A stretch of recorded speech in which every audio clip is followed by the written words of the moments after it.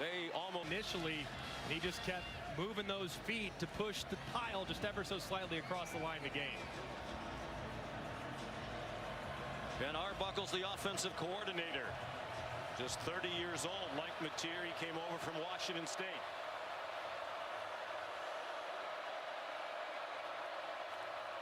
Satania, the motion man. Robinson dances close to the 50-yard line. He's off back-to-back 100-yard games against Tennessee. He had 115. He had a career-high 119 against Ole Miss. I think they moved to Robinson. He's the more physical back. Now, if you look at Torrey Blaylock, great top-end speed, but they were averaging just 2 yards after contact per carry. They needed the thumper in there, and Robinson's provided it. Now they toss it out wide. There's a flag down thrown by the center judge. There's another flag down at the end of the run. Mekhi Hill-Green made the tackle for the Alabama defense. Daniel Gotro is the referee today, leading this Southeastern Conference crew.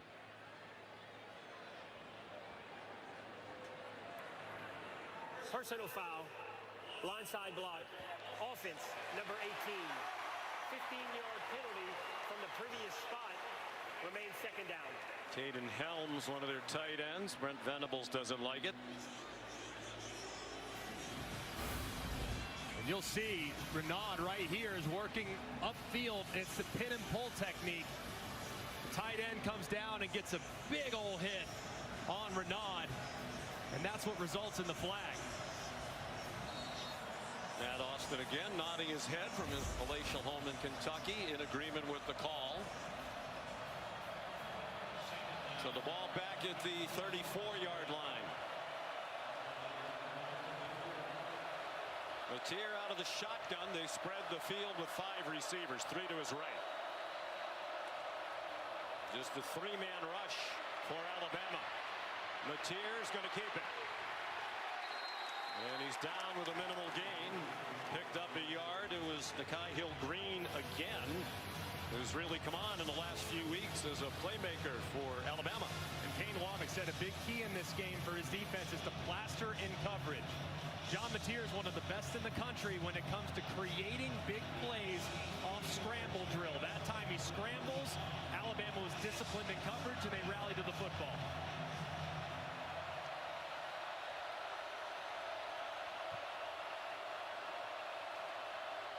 On 3rd and long, a quick hitter to Satania. Down at the 41, a 6-yard gain. Oklahoma will punt. Ray Hubbard and Keon Sabb, a couple of members of the secondary, combining on the stop.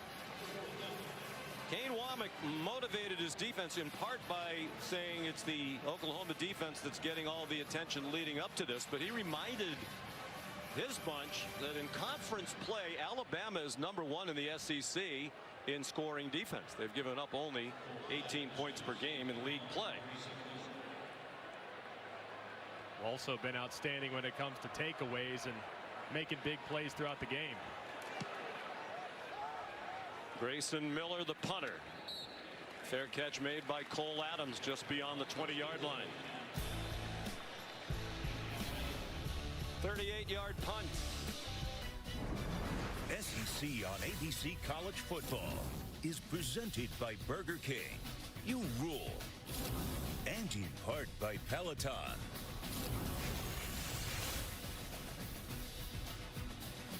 T-Town, Tuscaloosa, Alabama, title town. Great college football history for both of these programs. Offense not so good so far for Alabama. A couple of 3-and-outs to start the game. -5 yards of offense. Haven't gone 3-and-out on their first 3 drives of the game since 2016 when that happened against LSU in Baton Rouge. It's the second time this year they've gone 3-and-out twice to start the game. Also at South Carolina. They recovered from a sputtering start to beat the Gamecocks with a 4th quarter rally. Ty Simpson has a wide open Jeremy Bernard. There's the first down. So it won't be 3 straight 3-and-outs as they move the ball to the 37-yard line with a gain of 17. And it's well done up front. A little twist by the defensive tackles and good pocket for Ty Simpson to throw a strike. Bernard's team leading 42nd catch of the year here in game 10.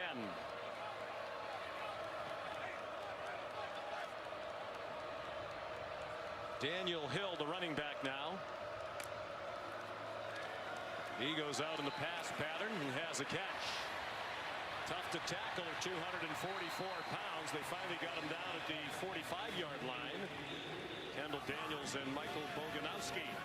That's now twice in a row in which Ty Simpson had a clean pocket to operate from, was able to scan all the way back to his check down and find an easy completion. Now Hill straight ahead for a yard. They're averaging 3.5 yards per carry. Brian Grubb, the offensive coordinator. That would be the worst for an Alabama team since 1998, where they've been winning without the run game. In the pistol now with Hill behind Simpson. Looks like direct snap. Yep, they're trying to fake him. Simpson walking toward the sideline.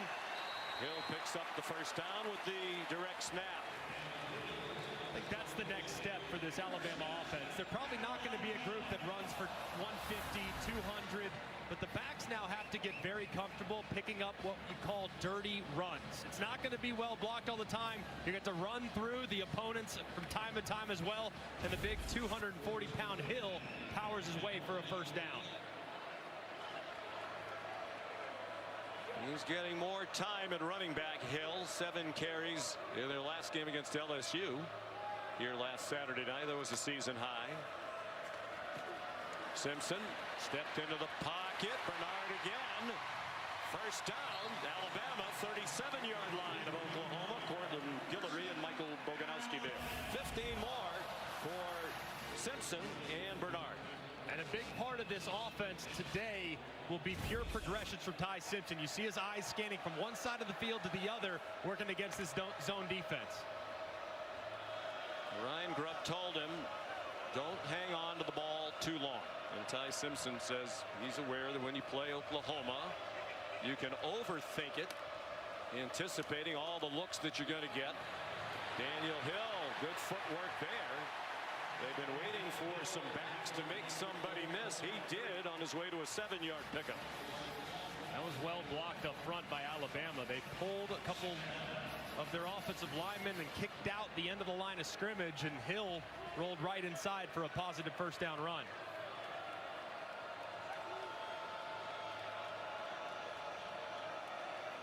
Under 3 minutes to go in the first quarter. Oklahoma leads 3-0. This is something Ty does extremely well. He gets the defense to kind of show their hand, looked like pressure, made an adjustment. Hill open in the flat, and he lost the football on the tackle. Bouncing ball. Oklahoma had a great shot at it. McKenzie couldn't recover it. After Reggie Powers knocked the ball out, looked like it was going to be a takeaway for sure, but the Sooners couldn't corral it on the far sideline. And it was a great tackle on the outside, getting a hit right on the football to dislodge it. McKenzie right there tried to pick it up, and instead of just falling on it, it bounces away from him, where Alabama was able to recover it. And the officials ruling it an incomplete pass, which is a break for Oklahoma. And I would guess the replay booth's going to take a look at this one. Ken Switzer is the replay official today. Forward pass. The previous play is under video review. Did look like Hill had firm control initially and tucked it before it was dislodged.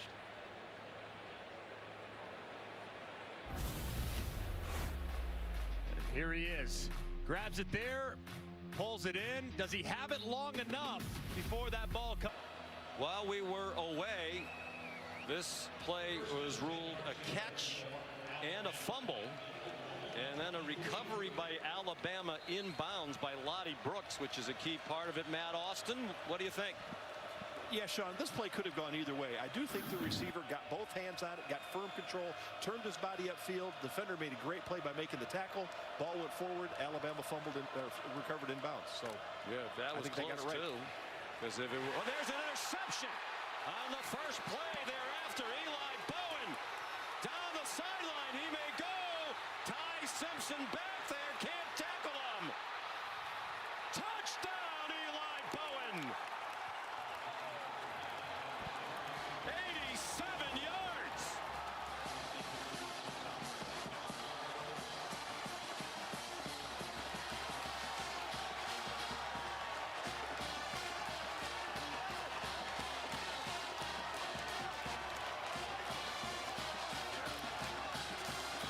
Right after Alabama caught a big break, they actually gained 7 yards on the fumble. Simpson throws just his second interception of the season. Bowen has his second career INT, both of them against Alabama. He had one in their win against the Tide last year in Norman. And the extra point by Sandell makes it 10-0 in favor of Oklahoma.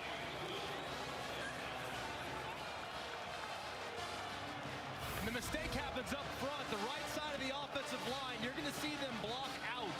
They're going to block out, which allows pressure right up the middle. And you'll see Bowen, whose eyes are in the backfield the whole way, just read right underneath it. But you have to protect inside out. If you're the offensive line, the quarterback is not going to have nearly enough time if that pressure's coming right up the middle. If it's coming off the edge, you got a shot. Instead, Ty Simpson has to get rid of it. Bowen's waiting for it. It's a tremendous play by the Oklahoma defense. Eli Bowen noted during the week that Oklahoma is the homecoming opponent. Usually you schedule somebody you think you're going to beat. Bowen said they scheduled us for a reason on homecoming. We'll see about that.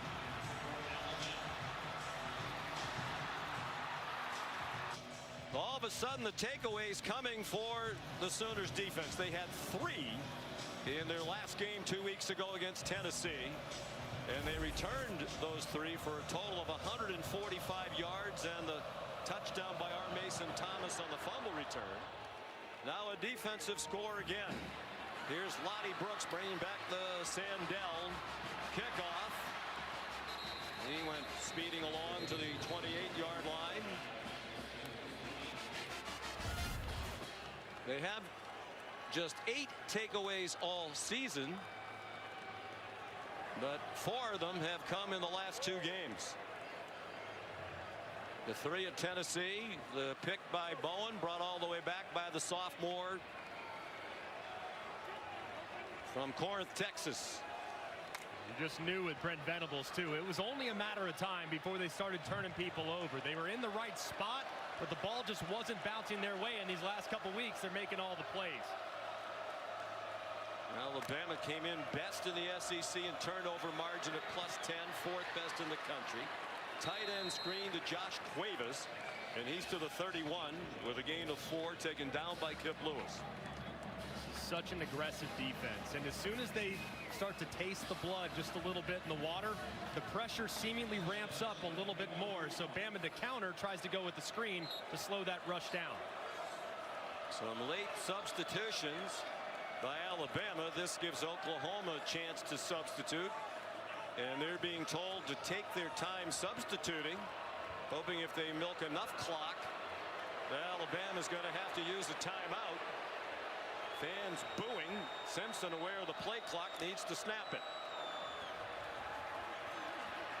High throw caught by Bernard. Now the ball squirts out of the end, and the officials are ruling Bernard down with a first down at the 42-yard line. Robert Spears Jennings made the stop.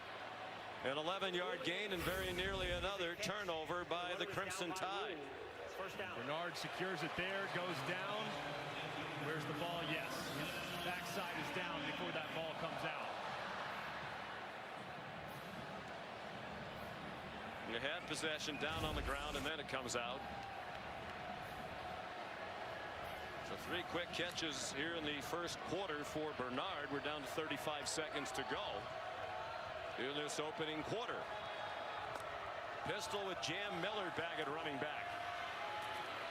And he got stood up at the 44-yard line by David Stone, the mammoth defensive tackle sophomore, 6'3", 310. And a midseason All-American by the Associated Press after he played sparingly last year as a freshman as a 5-star recruit. He has come on. And he goes vertical into the backfield. Not much you can do about it as an offense. It's the end of the first quarter. Oklahoma trying to make a statement to the gorgeous day. Temperature in the mid-70s here in Tuscaloosa. Oklahoma trying to spoil homecoming. Alabama, the biggest deficit it has faced since it trailed by 17 in that opening loss at Tallahassee. They lost by 14 to the Seminoles. They've won all 8 since. Jeremy Bernard, good run after the catch and the first down. Oklahoma saying it has the ball. The officials saying no. And it is a first down by about the nose of the football. Oklahoma just punching at that ball. Left knee is down before it comes out, though it looked like from Jeremy Bernard, but another close one. It did appear the knee was down just before the ball squirted out. And Oklahoma frustrated about the lack of takeaways through the first 8 games, making up for lost time in the last 2.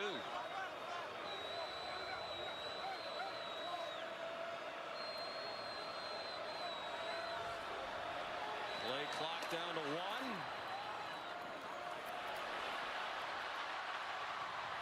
Simpson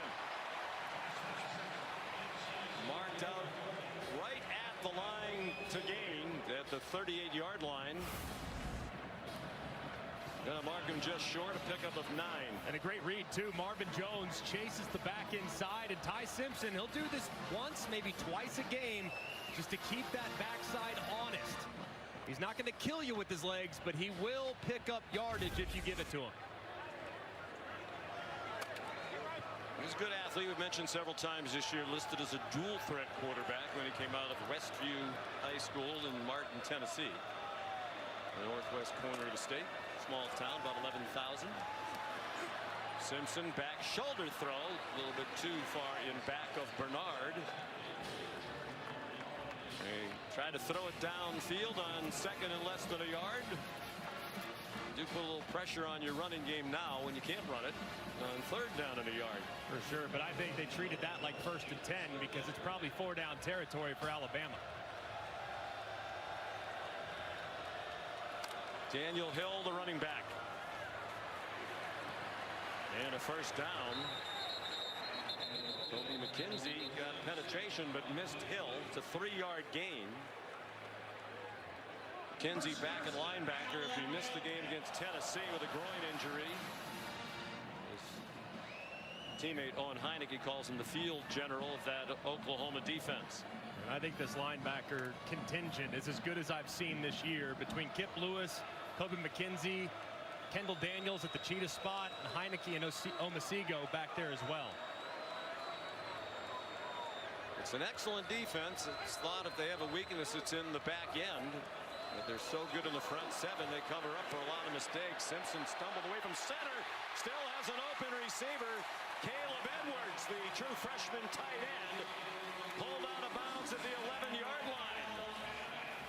Not sure that's the way they drew it up, but it's a 25-yard gain for the Tide. It might have been, though, Sean. Look at this. I mean, Jam Miller goes down on the ground as well, pretending as if it's a fumble. Oklahoma actually played it pretty well. That might be the best acting job I've seen all day by a quarterback. Yeah, I guess it was the way they drew it up. They both stumbled. Ty Simpson, a pretty good actor. Yeah, that's about as close as you can be to falling down without falling down. He tried to zip it into Isaiah Horton. I'm always looking at, looked like that left foot did get a little bit, so maybe it was slightly less agile than you anticipated, but good job regaining focus after what was an interesting call by Ryan Grubb. So you still think that was intentional? I do. I actually do, especially looking at Jam Miller diving on the ground. 10th play of the drive. It is Jam Miller. Got inside the 9, and that's all. Taylor Wine and Sammy Omasigo made the tackle. Almost hard to tell these two head coaches apart today. They look alike. They're dressed alike. Both very different mentalities, though, with Kalen being an aerial assault offensive mind and Brent Venables just relentless in his pursuit on defense. Of course, Kalen DeBoer has to wear that black hoodie. It's become a matter of superstition here. Another interception. Robert Spears Jennings picked it off in the end zone and brought it out. Well, there is a flag down on the play. It's in the end zone.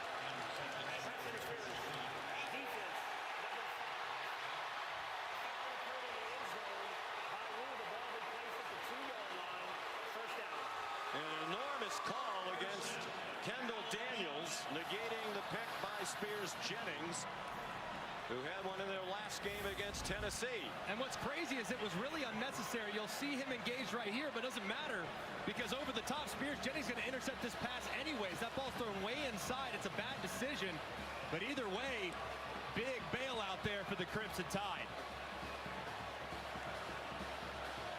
Rebels thought they had it, and then the reality sets in. And there's a flag in the end zone. They've been a heavily penalized team, 63 penalty yards per game. 108th in the country. Direct snap, Daniel Hill trying to bull his way in. And then they're going to mark him down just shy of the goal line. Feels like rinse and repeat there, right? And you got a 240-pound back. You got 3 downs to get it inside the 1. Just go with that direct snap and see if you can pound it in there. And he might do it again. Simpson's lined up to take the snap now. He gives it to Hill. Touchdown, Alabama.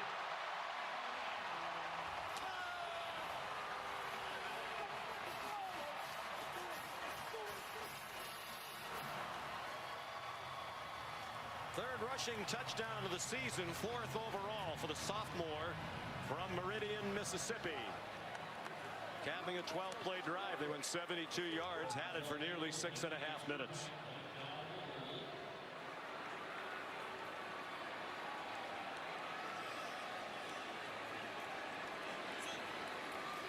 Connor Talty adds the extra point.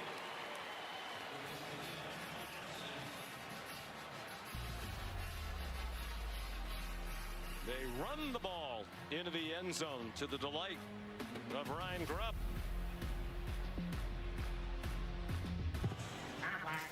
Time for today's Aflac trivia question. It's homecoming on the campus of the University of Alabama. We want to know what was the last team to beat Alabama in a homecoming game. Oklahoma trying to do that today. Leading 10-7 as Connor Talty kicks off. Satania, fair catch. The Sooners will begin at the 25. You want to hazard a guess? Absolutely no idea.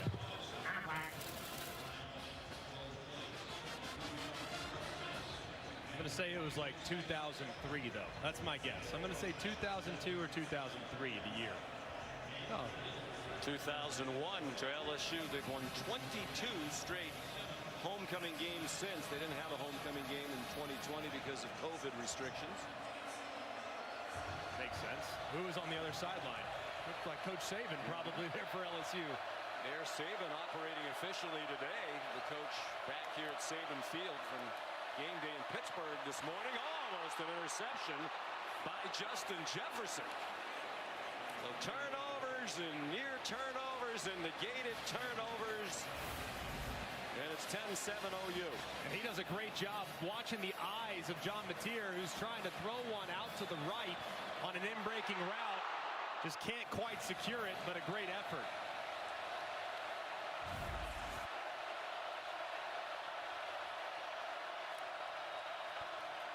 Mateer on 2nd down and 10. Ducks under some hits. Comes up just shy of the 30-yard line. As this season has gone along for Ben Arbuckle, the offensive coordinator, the go-to guy on 3rd down has become Isaiah Satania. He has been so reliable on critical down and distance, and he's lined up there in the slot just inside the hash. Torrey Blaylock is in at running back. He's played very little in recent weeks. Supplanted by Robinson as the lead back. Satania went in motion. Mateer back shoulder throw. He couldn't catch it. Matier got rid of it quickly with pressure coming.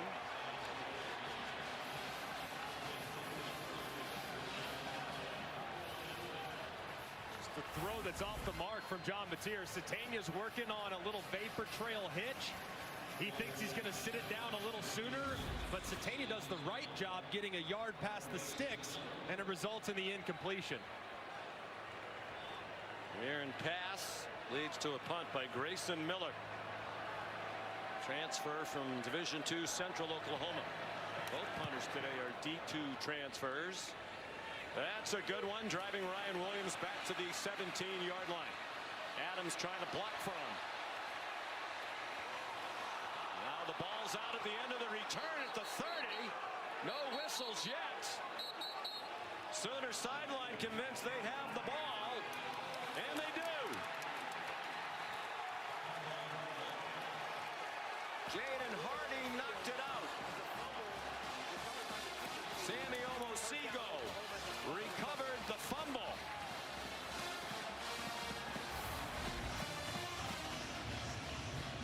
You'll see Hardy, number 1, coming from the backside right there and hitting it with that right hand. The ball goes flying out to the right. There were several people converging on it. Wow. Just a great work. Unbelievable play there by Hardy. Frustrated by the lack of takeaways for much of this year. Now they're coming one after another from the Bama 31. The pistol for Matier and Xavier Robinson. It's flipped back to Matier on target. Jaron Kanak, the tight end, with a 12-yard gain. So both offensive coordinators a little bit tricky. That was well done there by Matier, too, because that play took forever to develop. He took a big shot at the end of it. Ben Arbuckle was brought to Norman, Oklahoma for his creativity and the way he really empowers quarterbacks and wide receivers.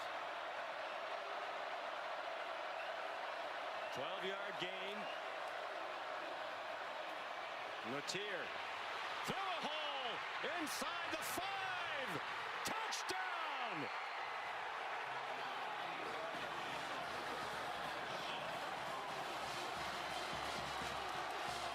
What a run by John Matier.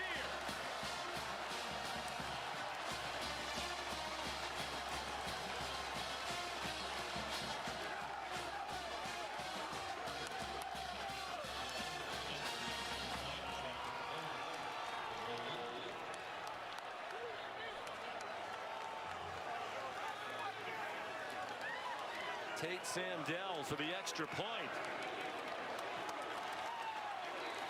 Alabama's so good all year at not turning the ball over. Hurting themselves today, and Matier takes advantage. And Oklahoma gashed Alabama with quarterback run last year. 131 yards on 25 carries. They're back at it again in 25 as Matier catches it in for a 10-point lead. Matier gives a 10-point lead because of beautifully blocked quarterback counter by Oklahoma's offensive line.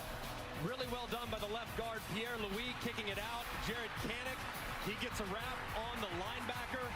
And then Matier cuts it back right off Justin Jefferson for a big play where he's one-on-one with the safety and pays it off. Great feed by Matier as well. He jumped over Nikhai Hill-Green, who had a chance to make that tackle near the line of scrimmage and did not. Lottie Brooks to the 21-yard line. Tackled by Jaden Hardy. Made the big play on the punt return a moment ago. Here's a look at our high-speed highlights brought to you by T-Mobile 5G home internet. Ty Simpson with his team down 3-0. To a pick 6. Eli Bowen, his second interception as many seasons against Alabama. Both of his career interceptions against the Crimson Tide. Then another takeaway. Hardy the punch out. 2 turnovers by Alabama turned into 14 points for Oklahoma. Simpson man open. Ryan Williams a leaping catch. And Bowen swings him down at the 40-yard line. 38-yard gain for Alabama. That's a big-time throw for Ty Simpson. That safety over the top is about to take out Ryan Williams. He holds him up just enough as Bowen goes flying by. And a nice bounce back from Alabama's offense. It was Peyton Bowen who went flying by. Brother Eli made the tackle. Daniel Hill shifts to the right hip of Ty Simpson, who's 10 for 15 for 131 in the interception. Jeremy Bernard will be given forward progress to the 35 for a 5-yard gain. Think about this Alabama team this year and just how different they were from a year ago is that you can punch this group, but however, they are now capable of punching back. A very resilient group, and every single coach on the team always stresses just how tough they've been mentally throughout the year. Not the case last year for most of the season. Recent evidence of that attitude, the come from behind win at South Carolina when they were down by 8 with under 10 minutes to go. Brooks, he's become more of a factor in the passing game in recent weeks. He got a first down to the 29 with a 7-yard gain. He had 4 catches against LSU to lead the Tide. He's such an explosive weapon, and they're very excited about his future. If not for Ryan Williams, he'd be the most explosive weapon on offense. Timeout. Oklahoma. It is their first. Sooners leading by 10. 7 minutes to go in the half. You're watching Peloton Statement Saturday. And watching the middle game of our triple header on ABC. Tonight more SEC action and a huge game both in the conference and nationally. Number 10 Texas, number 5 Georgia, also available on the all-new ESPN app.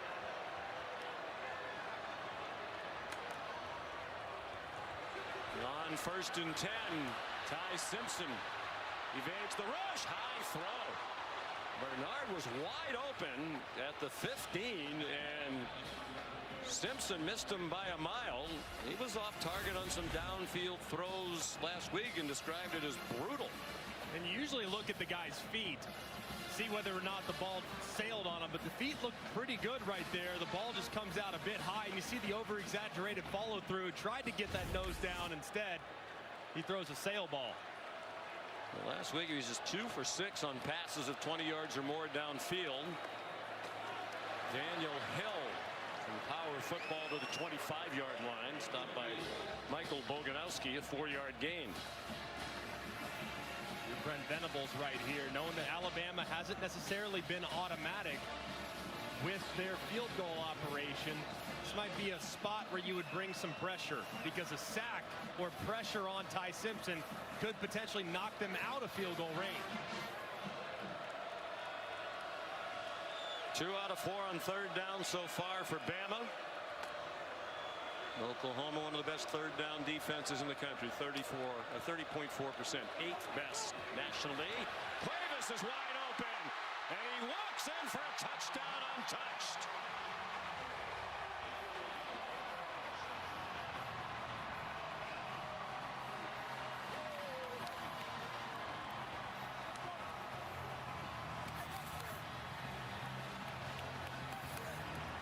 Simpson loves Cuevas. He says he's playing at an All-American level at tight end.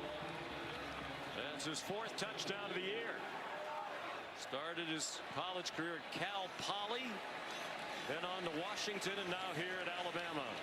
Connor Talty to make it a 3-point game. It's 17-14. Very entertaining start to this one. And this is a great job of gamesmanship by Alabama's offense. They actually fake the snap right here. They look back to the sideline, which forces Oklahoma to also look back to the sideline. And then you see a second clap. But look at all these eyes looking over here, trying to get a call, and they just sneak Cuevas out right now. Well designed. They bust the coverage. Alabama takes advantage. Outstanding execution by the Tide.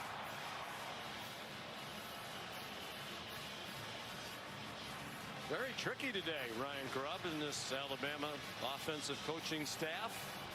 I said they would be too. I mean, Brent Venables does such a great job of adjusting, and it looked like initially it was going to be pressure, and then as soon as he faked that second clap, they all looked back to adjust out of it. Very well done. And Ryan Grubb made the point. Venables likes to call defenses based on the pictures that the offense gives him. So you got to look at that formation. And on the clap, they looked over to Venables, thinking they had time. They did not. Jacob Jordan, a fair catch of the kickoff by Talty. So Ty Simpson on that drive, 4 out of 5 for 74 yards and the touchdown. And now it's John Mateer's turn. They have more return yards to the Sooners than they have yards on offense. 51 more return yards, 129 than there's 78 yards on offense. They need to get the passing game going too. They got the run game going pretty good. They already have 42 yards on the ground. They got to involve these wide receivers and get them started with some quick throws. Xavier Robinson back in a running back. He stays in the block. Kanak has the catch and a first down. It was more of a target early in the year. Then when Satania emerged, Kanak more of a role player. He's had a couple of catches here today. The former linebacker.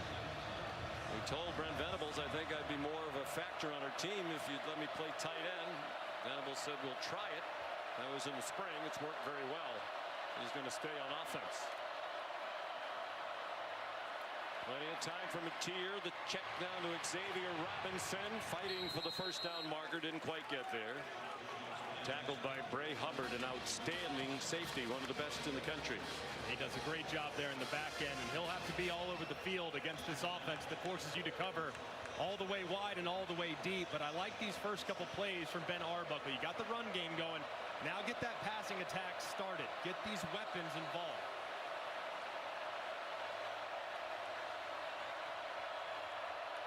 Oklahoma off a bye week.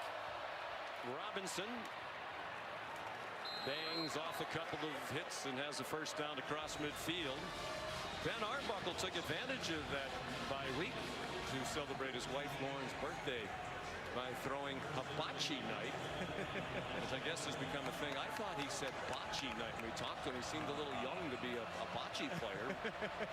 Bocce balls around the yard there in Norman. Hang on, bocce knows no age difference. No. My kids love it. It's the best. Yes. Arbuckle told us he was a golfer, tennis player, but he's a big pickleball player. Robinson tackled around the legs by Domani Jackson, who lost his starting corner position. They had a nice night at the Arbuckle house. I know, based on where he started and coming up, I mean, the guy to think that he's just been coaching starting in 2018, it's pretty remarkable to see where he's at and the success he's had.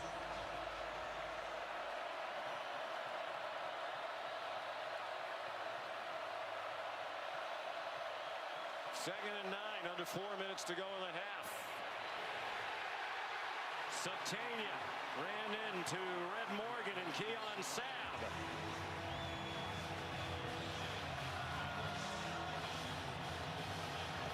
Oklahoma trying to go fast to keep Alabama from substituting their pass rush package. And they forced with that pace. Timeout. Alabama into a timeout. It is their first. It will be 30 seconds. With 3:32 to go.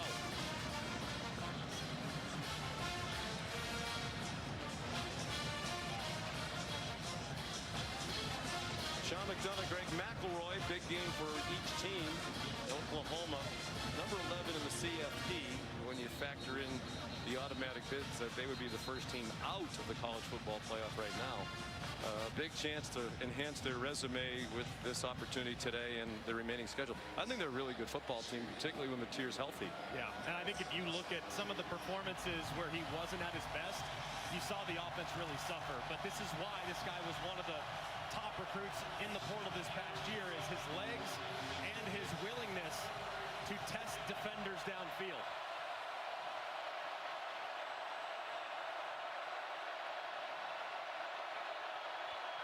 is dealing with more than 100,000 making noise for the second straight game. He's in trouble. Throws it out wide. There's a flag down. He basically got rid of it in the direction of Torrey Blaylock. Yonsei Pierre was bringing the heat. And a late flag thrown near where Matier got rid of the ball. There is no foul on the play for an offensive face mask. It'll be fourth down.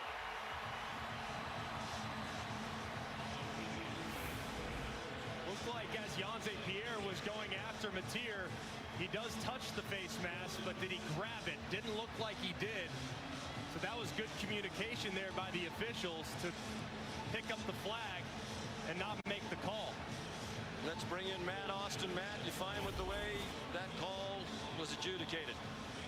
Yeah, I agree with Greg, although I thought the referee said no call for offensive face masking, but that would have been on the defense. But yes, I do agree that should not have been a foul against the quarterback. So here's Grayson Miller to punt again. End over end. Cole Adams, no fair catch. Taken out of bounds by Sammy Omosigho. Here's Kevin Nagandi. Sean, Capital One halftime report just minutes away. Booger McFarland, Kevin Nagandi here. How Texas A&M pulled off the biggest upset in school history. We've got highlights plus reaction.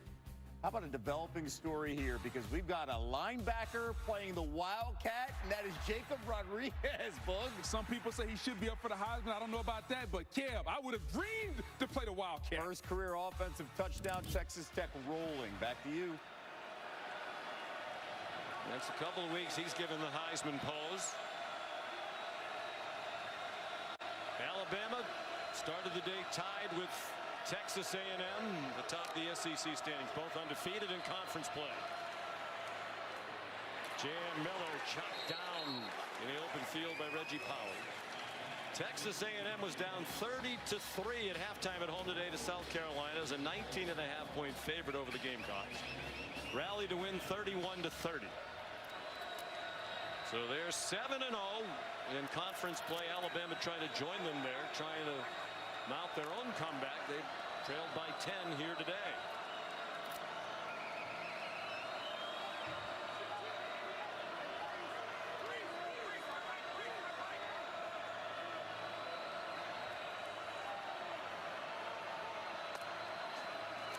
Simpson, here comes a blitz. He got it off. Cuevas again. Finally taken out of bounds after he picked up the first down. Jaden Hardy got him across the boundary. It's a 13-yard gain, and Simpson wants him to line up quickly. And a great job, too, by Ty, seeing Robert Spears Jennings coming off the edge. He's unblocked. He's got to work the hot route. Hot route, he does. Hits Cuevas on the back shoulder. 3 catches for Cuevas, 27 for the year, their third leading receiver. Ryan Williams slides down with an 8-yard pickup. That'll take us to the 2-minute timeout.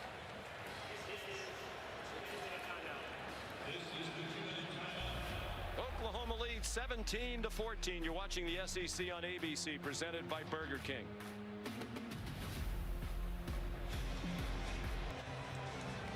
Alabama's been one of the best teams in the country in the final 2 minutes of the first half, plus 39, trailing only Oregon and Toledo in this situation. They're trailing Oklahoma 17-14 at the 2-minute timeout. And they have the ball at their own 35 for Kalen DeBoer, second down and 2.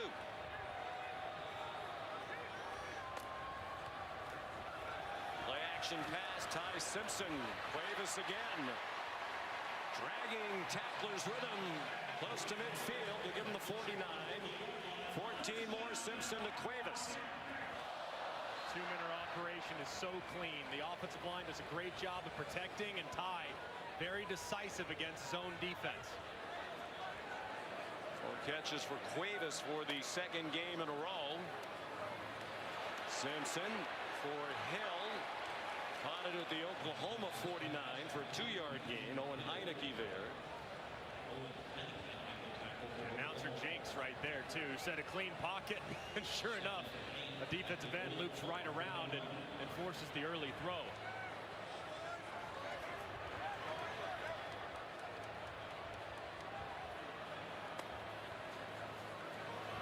2 timeouts left for each team as Hill turns the corner.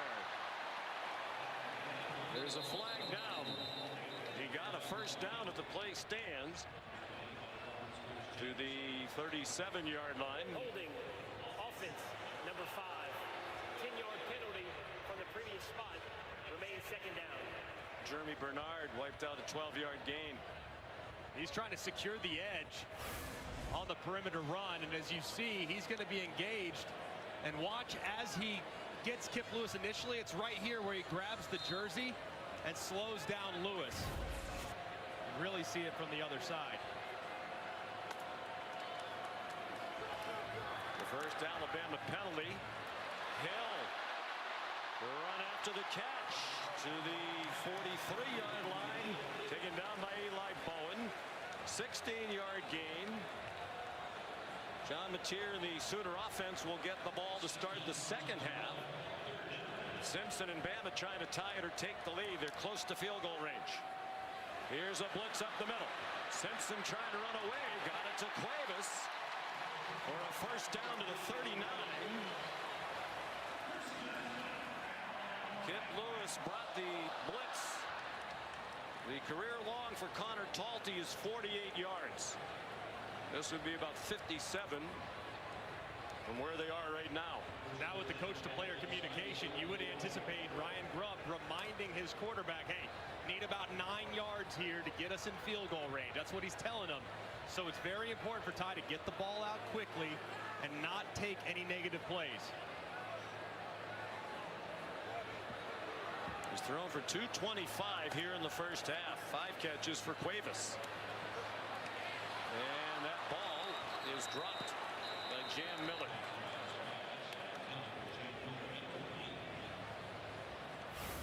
Like Jam Miller just tried to start running. It was pretty well thrown ball to the upfield shoulder, and Jam just turns his head right before the ball arrives. He's had a tough day. There's 1 reception for no yards, whiffed on a pass rush pickup early in the game, and has 7 yards rushing on 3 carries. Still coming back from a concussion against Missouri. But they're expecting more from him. Simpson going deep through nobody in particular. He and Bernard were not on the same page. That drop by Jam Miller ended a string of 8 straight completions by Simpson. Back to the original point here. Ryan Grubb reminding his quarterback, hey, anticipate pressure, anticipate heat. If they drop out, no problem, but you need about 7 or 8 yards to give yourself a chance at 3. Know the situation here more than trying to go for the big one.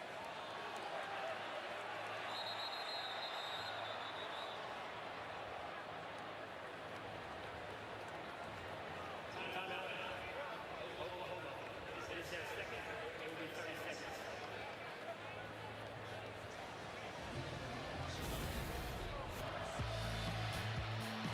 Here's a look at our scoring summary. It was 3-0 Oklahoma after a Sandell field goal set up by a punt return by Satania. Then Eli Bowen, an 87-yard interception return. Daniel Hill, a 1-yard run, made it 10-7. But Mateer, after another takeaway by the special teams of Oklahoma, 20-yard run. And then the most recent score, Simpson to Cuevas for 25 yards. It's a 3-point game. Alabama trying to get closer with 19 seconds to go in the half.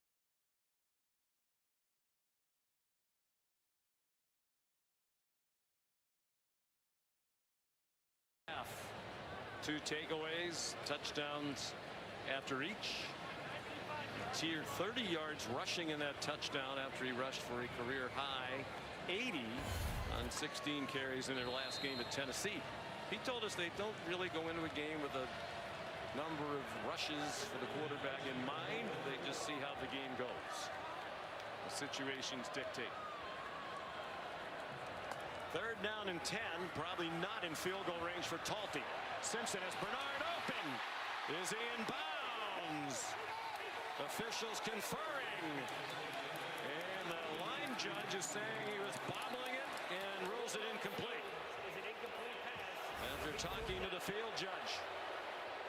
That It looks like the ball comes out as he's getting ready to go to the ground.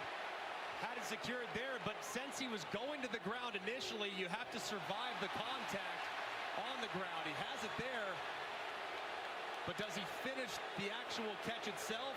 I think he did.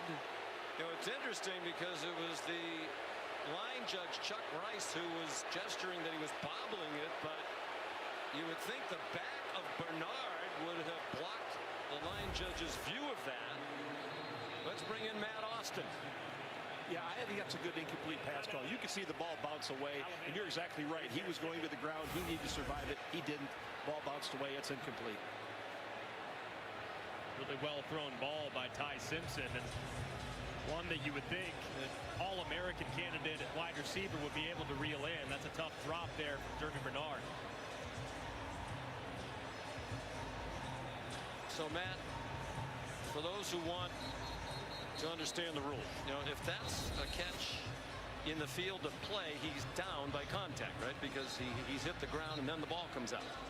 But if it's out of bounds, if it's along the sideline, you have to survive. No, either way, you'd have to survive the ground. So if you get firm control of the ball, but you're going to the ground, you have to survive the ground. If it comes out, hits the ground, it's an incomplete pass. Doesn't matter if it's inbounds or out of bounds. Because he hadn't established possession yet. Correct. And the call's going to stand because they are at a field goal range. They're going to go for this 4th and 10 with 14 seconds to go. Cuevas has been the man of the half when in motion. He stays in to pick up a rusher. Simpson throws. Horton in field goal range with time. Taken down by Peyton Bowen. They'll use the timeout after a 15-yard gain. Timeout, Alabama. It is their third. It will be 30 seconds. This is just a thing of beauty from Alabama. You get a 7-man protection, anticipating full pressure, which allows you plenty of room to work very soft coverage, and they are able to complete the pass over the middle. That was great job by Ryan Grubb, anticipating the heat coming from Brent Venables, giving that max protection, giving Ty Simpson plenty of time, and finding a big play.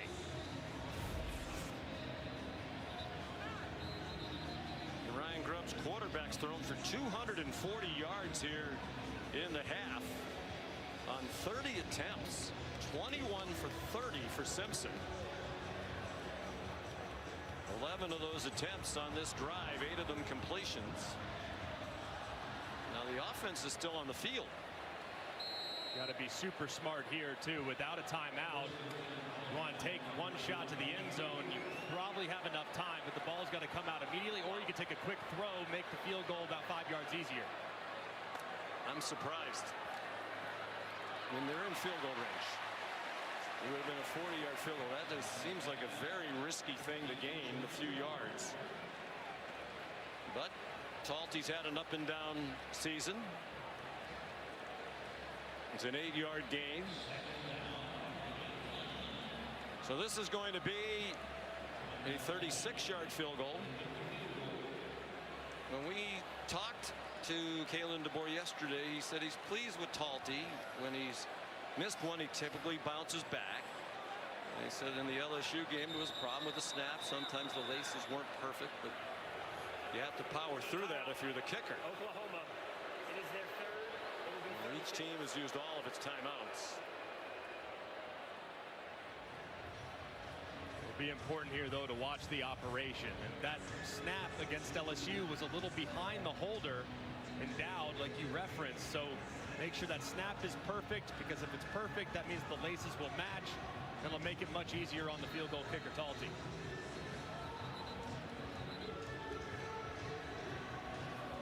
Our crew during that LSU game last week had a great shot at Talty after he made a field goal late in the game, visibly annoyed, I think because the laces weren't where they should have been. Laces out, Dan, right? Ace Ventura. You ever see that movie? Yes. Oh, high snap, and it's hooked wide left. And that wasn't close. And you can see Talty really upset now with the snapper, David Bird. He's letting him have it. The snap is definitely high. It just throws off the operation. Kicking is all about rhythm.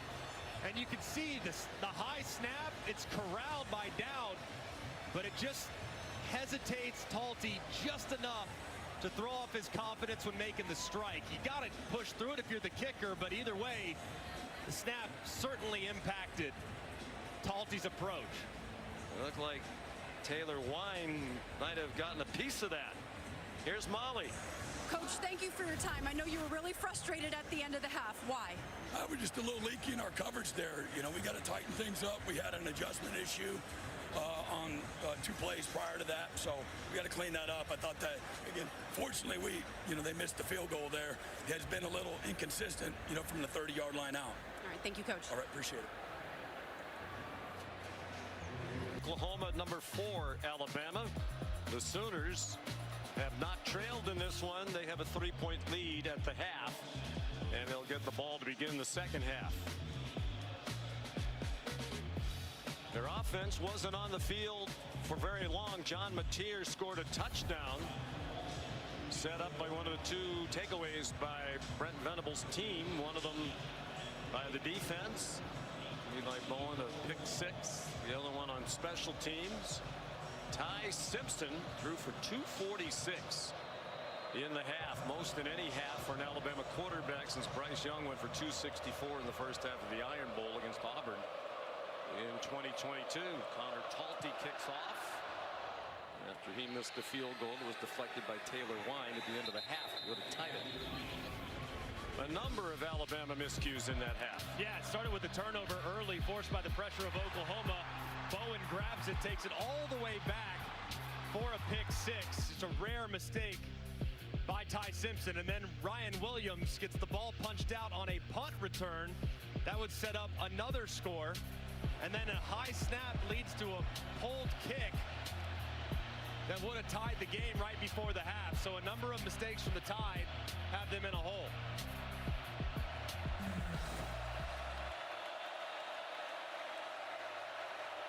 So John Mateer, they were on the field for only 10 minutes and 40 seconds on offense in the first half. Isaiah Satania to the 46-yard line. But coaches talk about it all the time. Both coaching staffs talked about it yesterday. We visited with them. The turnover margin is key, and that's been the biggest factor in this game so far. Yeah, it definitely has. And if you look so far, first play of the second half, they want to get Isaiah Satania. They want to get the horizontal stretch going offensively because so much of what they did early on was right up the middle. Now they got to attack the perimeter. That's where Alabama might have some room. Xavier Robinson, an 8-yard rush. Second down and 2. Mateer's touchdown run was 20 yards. They went just 31 to score their only offensive touchdown of the first half after the special teams takeaway. Mateer with a flag down, bounces off a would-be tackler. Deontay Lawson didn't get him down, but that might be all for not thrown where you'd expect an offensive holding call. Holding. Offense, number 56. 10-yard penalty from the previous spot. Michael Fasusi, the true freshman left tackle. They're playing with 3 freshman offensive linemen. And this is a tough task for the true freshman Fasusi, who's very talented. But as soon as Mateer breaks to the outside and breaks contain, it's that left hand of Fasusi that grabs a hold of the right shoulder of Yonce Pierre, one of the more disruptive edge defenders in the SEC, and draws the flag. Fasusi, an enormously talented true freshman, originally from Nigeria. His family moved to Texas in 2019. A 5-star prospect.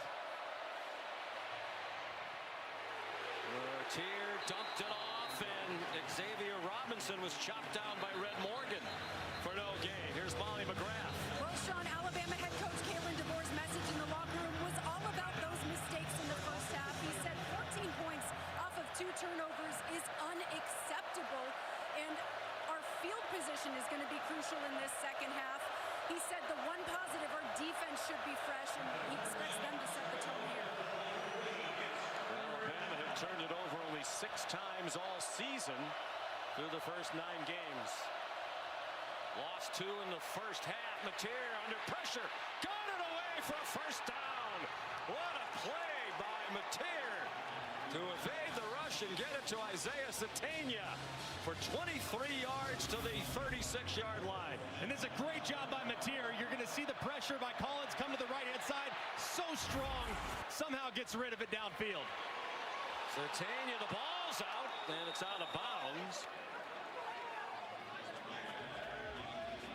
Well, this has been a wild half plus 2.5 minutes. Red Morgan knocked the ball out. They're going to spot the ball at the 39-yard line for a 3-yard loss.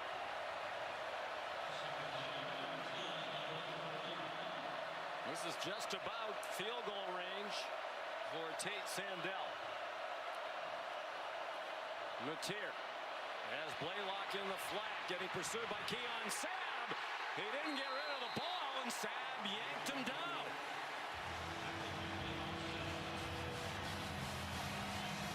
The loss of 2 more. Like you referenced, Sean, your kicker is a weapon. The ball has to come out here. Any negative play wipes out the possibility of a field goal try. You got to get points on the first half of the second half. First drive of the second half. The ball's got to come out against pressure.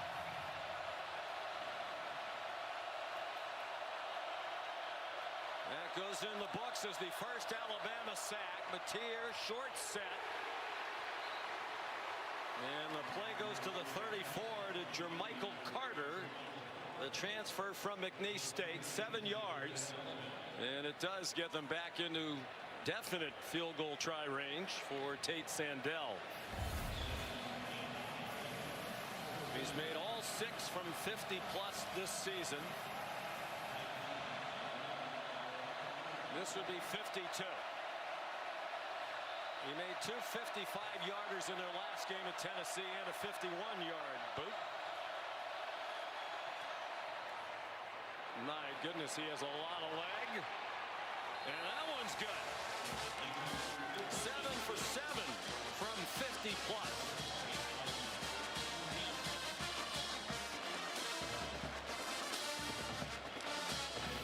Statement Saturday. Oklahoma trying to make a statement. Number 11 in the CFP. Right on the fringe of being in the 12-team college football playoff. Chance for an enormous resume booster today with 2 home games remaining after today against Missouri and LSU. Sandell a touchback after his field goals, giving them a 6-point lead. Ty Simpson had 246 yards in the first half through the air, and he's been great with his eyes. This defense requires you to be very quick with where you're getting to your reads. You got to get off 1 quickly, get to 2, get to 3. He's done that beautifully, and then taking advantage of a busted coverage as well. Hits Cuevas. When they make mistakes, you have to capitalize. They did a pretty good job of that. After the interception, I thought he really settled in and made some good decisions there in the beginning of the first half. 22 out of 31, 246. He's thrown for at least 200 in all 10 games this season. Throwing for Bernard, who when lunging for it couldn't make a hands catch with Eli Bowen running in coverage. Just like last week, a little bit there in the third quarter, I was just ever so slightly off with some of his accuracy in the third quarter against LSU. And start the third quarter today, another one just barely off the mark.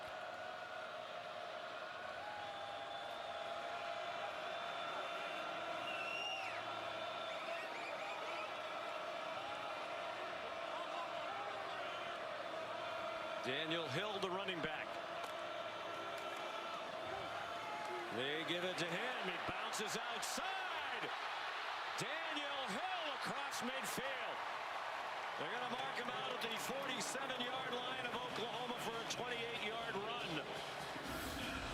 This is a great job taking advantage of numbers. You have just 3 guys on the right side of the center. That means you can hand it and have plenty of room. Attacking space. And this right side of the offensive line with Michael Carroll starting at right tackle and Wilcom Formby, normally the right tackle, sliding into guard. They've done a pretty good job securing the front in the run game. That's the longest run of Hill's career.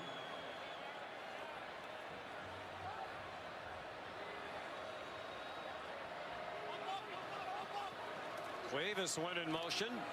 Hill trying to run off of his block. And Owen Heineke's there with plenty of help. Reggie Powers has had an active day up from the secondary. This is an elite defensive line for the Sooners. They're so disruptive. They penetrate. They can move. They're athletic. I think so far the Alabama front, after a tough start on their first couple drives, they've settled in pretty well against a really good group.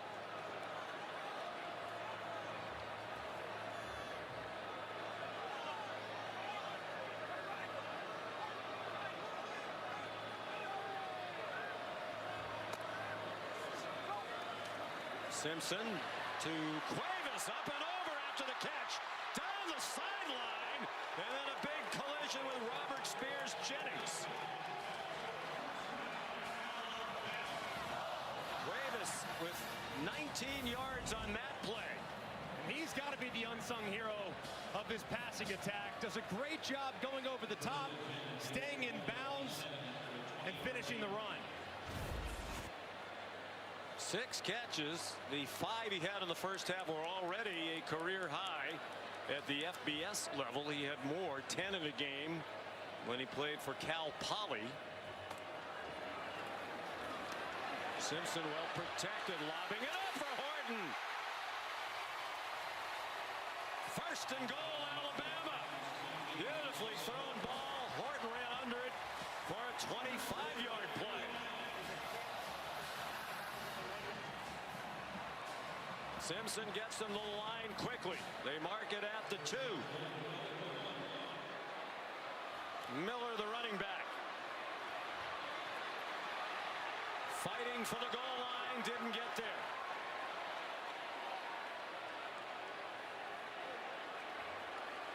Grayson halted the forward advance. Where is he in the wash? As you can see him right there. It does look like it's a good call. That body was down before the ball crossed the plane. Halton, one of those big bodies, a defensive tackle in the middle of that Oklahoma defense. They have Hill back in. He's going to take a direct snap. Ty Simpson wide to the left. Touchdown.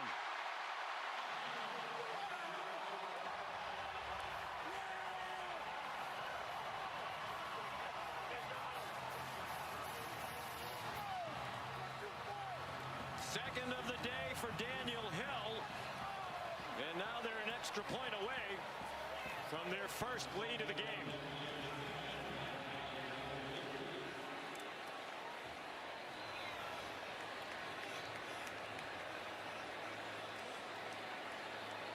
There'll be a thorough examination of snaps and holds, and the operation perfect as Connor Talty made it. They had a different snapper in for the extra point, Alex Rozier. And there was a beautiful throw by Ty Simpson to Isaiah Horton over the top to get him inside the 5, where Daniel Hill finishes on a direct snap to give the Tide their first lead of the ball game. It's such a big-time play by Ty Simpson. This is all-out pressure. Look, you know it's coming. So Ty Simpson says, "Hey, guys, calm down. Hey, check. Hey, I'm going to bring in my tight end. He's going to block the game man on the line of scrimmage. I'm going to protect myself here. And now I know that they're going to be squatting because they're anticipating a quick throw. I throw a deep ball over the top. It's perfectly placed.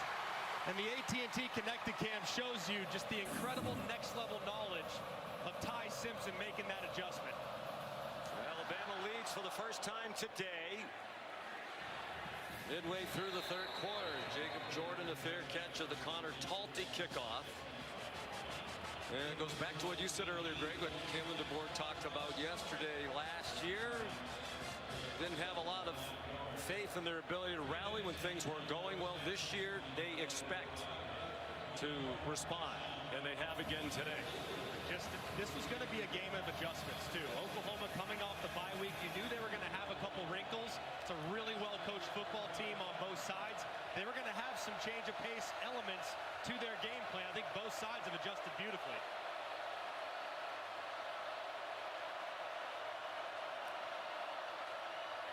Matier after the play fake, and it's batted out of the air by Tim Keenan.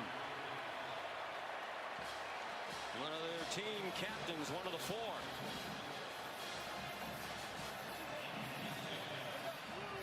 Like at some point here from Ben Arbuckle, haven't seen much of a commitment to the run game, especially the quarterback run game here in this football game. Matier does have 5 carries, but a couple of those were in scrambles, so I want to see a quarterback run here at some point on this drive.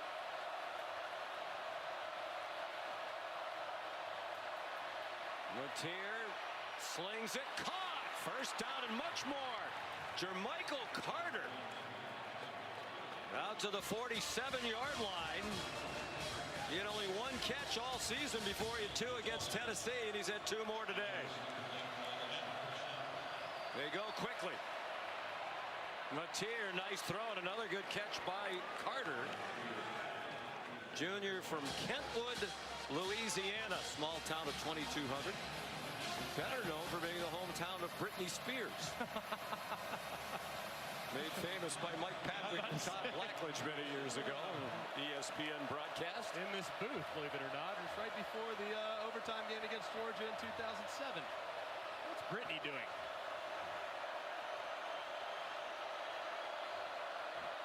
Gotta love what a gamer Matier is, the ability to change the arm angle and deliver the football. The former standout shortstop in high school, thought he might play baseball in college. Gave it to Torrey Blaylock for a gain of 1. Here comes a 3rd down and 2 for OU. On this play, when I have it on the left hash as a quarterback, I love it. Because I know that if I want to run towards my throwing hand, I can do it. So if I'm Ben Arbuckle, I'm telling my quarterback, John Matier, hey, John, we got him. We got quarterback run to the right. If it's not there, you take off and get it with your own legs. I'd roll the quarterback outside the pocket and give him a run pass option. They're 2 out of 7 on 3rd down. Blaylock is the running back again.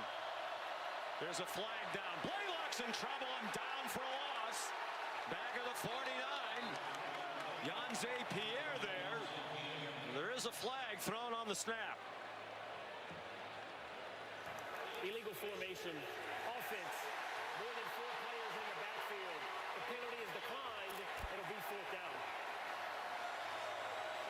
They tried to go with a little quick huddle, but as you can see, there's 5 guys in the backfield. It's on number 84, Carter, that has to check in with the line judge and say, hey, I'm on the ball. As you can see, he's just off, and that's what leads to the legal formation. That was not good all the way around for the Oklahoma offense. So Grayson Miller's going to punt again. I'd be alert for a fake here if I'm Alabama in their punt return unit. 4th punt for Grayson Miller. End over end. Adams is going to let it go, and a good decision as it bounds into the end zone. 49-yard punt, but not what Miller wanted to do. Ty Simpson's thrown for 2 back for homecoming. And they've watched a very entertaining game with a long way still to go. 5:09 to go 3rd quarter. Alabama on offense with a 1-point lead. Daniel Hill made a stumbling catch, did all he could to get extra yardage at the end. It winds up as a 4-yard gain. Last drive they went down and scored to take the lead, including the 28-yard run by Hill. That's what it's been like on the ground for them all year. It's their 2nd longest rush of the season. A.K. Deer had a 56-yard run, the true freshman, in their blowout of ULM back here in early September. That was the first of their 8 straight wins. Trying to make it 9. Oklahoma crowds the line, and Hill bangs forward 3 yards short of the first down. Another tackle for Sammy Omosigo. So far, this Alabama offense has been so good. And seeing all the pressures, does Brent Venables this time decide, hey, I'm not going to pressure on this one. Bama's seeing it. I got to just play coverage against a 3rd and short. 4 out of 7 on 3rd down. 4-man rush and the errant throw. Out of the reach of the outstretched Jeremy Bernard with Michael Boganowski in coverage. And a 3-and-out forced by the Sooner defense. And that was it. I mean, that's the coverage. You see the drop out. They just rushed 4. They have 7 guys in coverage, and there was a window there for Ty Simpson to hit, and he just misses the mark right in front of Jeremy Bernard. Blake Dowd to punt in his first year at Alabama, punting for the 3rd time today. The Colorado School of Mines. He was a D2 All-American for the Ore Diggers. I know that you knew the nickname of Colorado School of Mines. Absolutely. Seems like an appropriate nickname for School of Mines. Just in the nick of time, the promo Tuesday, the exclusive reveal of the next college football playoff top 25 ranking. Reese, Craig, and the guys. Craig has in his contract, everybody else has to be referred to as the guys. They're going to break down, react to the 12-team field. A live interview with the new committee chairman, Arkansas AD Hunter Yurachek. It's 8:30 on ESPN and the all-new app in between games of the men's State Farm Champions Classic college basketball action on Tuesday night. Xavier Robinson on first down, a gain of a yard. Edric Hill there for Alabama. Run game here in the second half really hasn't been there for Ben Arbuckle and John Mateer. Alabama's really selling out between the tackles, so they need to move the pocket, roll him to his right, get him a completion. Like Alabama, they've struggled to run the ball for much of the year. And that throw too far out in front of Isaiah Satania. The total number's better in rushing in recent games for Oklahoma, but Kane Womack pointed out some of that is they popped a couple of long runs against Ole Miss and Tennessee that have driven the total up. They haven't been able to consistently run the ball, nor has Alabama. Timeout, Alabama with 3:19 to go in the 3rd quarter. That tempo has been challenging on 3rd down. Alabama trying to make full substitutions, and Oklahoma very aware of that, just keeping their offense on the field, getting them up to the line of scrimmage, and Alabama's had a tough time communicating, had to waste a time out there because of the substitution problem.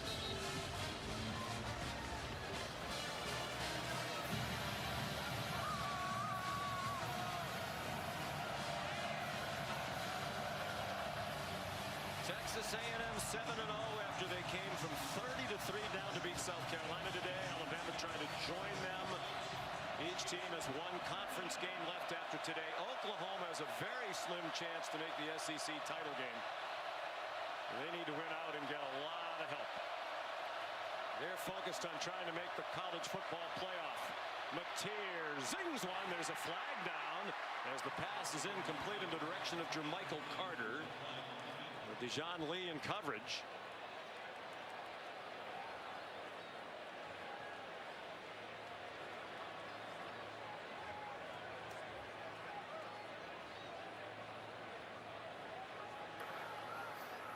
Personal foul, chop block, offense, 65 and 59. The penalty is declined. It'll be 4th down.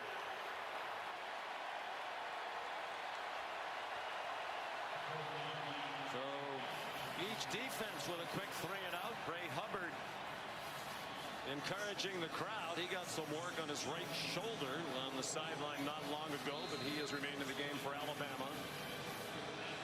Based on the range of motion extension of him trying to get the crowd on their feet, I think the right shoulder's mobility. It seems to be working well. Ryan Williams back for the Grayson Miller punt. Whoa. A bomb. Williams from the 7. Williams to the 17-yard line. 57-yard punt, 10-yard return. Taylor Heim, a special team standout for the Sooners, made the tackle. Here are this week's college football playoff rankings, brought to us by Goodyear. That was the bracket that came out on Tuesday night. Musical chairs right now in the G5 as South Florida falls to Navy in pretty shocking fashion. Texas Tech continues to roll. They are very impressive. Ole Miss will be on field tonight against a Florida Gator team that we're not quite sure what to make of them. And Texas and Georgia, man, doesn't get much bigger than that tonight there in Athens. Huge game.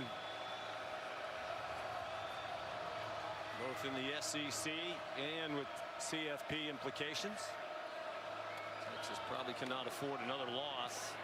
That'll be a huge resume boosting win. They also have Texas A&M to finish the season on the Friday of Thanksgiving weekend. Jam Miller got 4 on first down. It feels like this is the time in the game when you really want to lean on that offensive line. You've snapped the ball 55 times if you're Alabama against Oklahoma's 36. That defensive line is deep, but they're not impossible to move when fatigue starts to set in.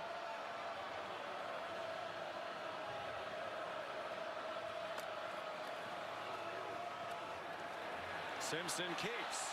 Nifty move to get away from Heineke. And Simpson has a first down. 8-yard rush. Nicely done here by Ty Simpson, working against Jones again. Slides inside, but you see the second level move, and Ty's not necessarily known for his wiggle, but that was pretty impressive by the quarterback. 4th year in the program, first-year starter. So he never thought seriously about leaving, because his dream was to be an SEC quarterback and play in games like this. Backed up Jalen Milroe for 2 years.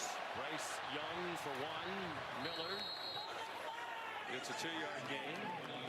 Of course, Ty Simpson's dad, Jason Simpson, the coach at Tennessee Martin. In the offseason, he had a couple of chats with Kalen DeBoer. And one of the questions they asked, are you going to go out and bring in another quarterback in the portal? And Kalen DeBoer said, no. We believe in your son. We believe in the other quarterbacks in the program. And once the Simpsons heard that, they said, okay, we're staying. Let's go. After the game against Florida State, there were many wondering if that was such a good idea. Simpson took a lot of heat, as did the team and the coaching staff. But that's in the distant past now. They're trying to set up a screen. He threw it away. And Ty, talking to him yesterday, Greg, that loss and the reaction of the fan base and media. For intentional grounding, number 5 is in the area of the pass. It'll be 3rd down. Still on his mind, still on just about everybody's mind in the program. He talked about this is the screw you tour.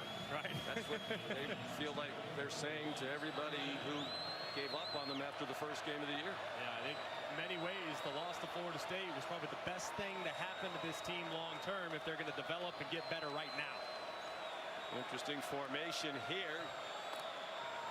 2 receivers wide to each side, and Wine gets there and forces a fumble. Free ball, and Oklahoma has it. Kendall Daniels on the ball. The ruling on the field was a fumble recovered by the defense. First down, Oklahoma. No R. Mason Thomas today, no problem. Taylor Wine is an outstanding player in his own right.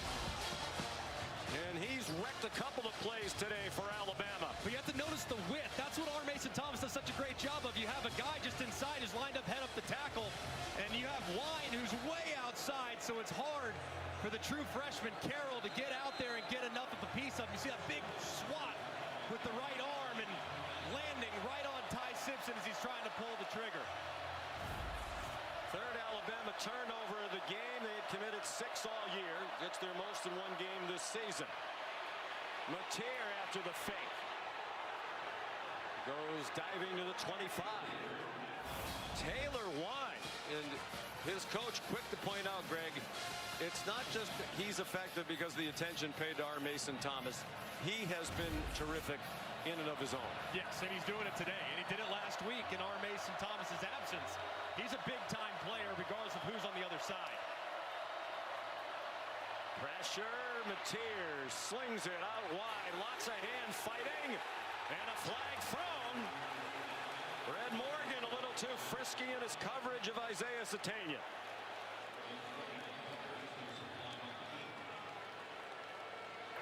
Pass interference. Defense, number 16. 15-yard penalty from the previous spot. First down. And watch the right hand of Red Morgan grab the shoulder pad of Sategna. It's a good call by the official. Way too much contact on the outside.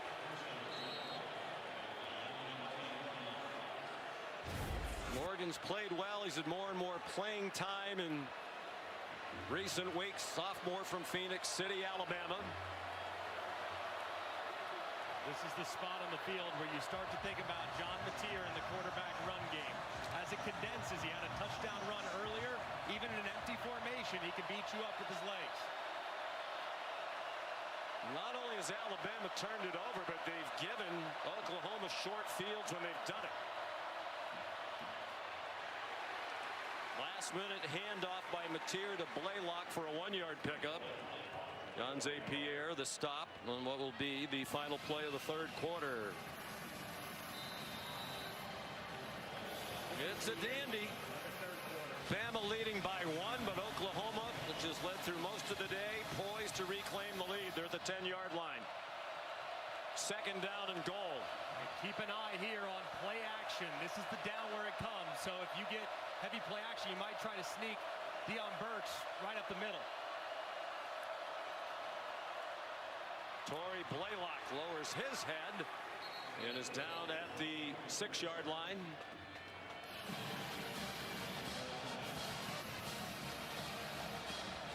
Big play call for Ben Arbuckle. I love with it being on the left hash that you have the option to move your quarterback if you want. Your quarterback's a great runner. If you want to roll him to the right, you can do that. You can get some time out there and allow these receivers to operate scramble drill.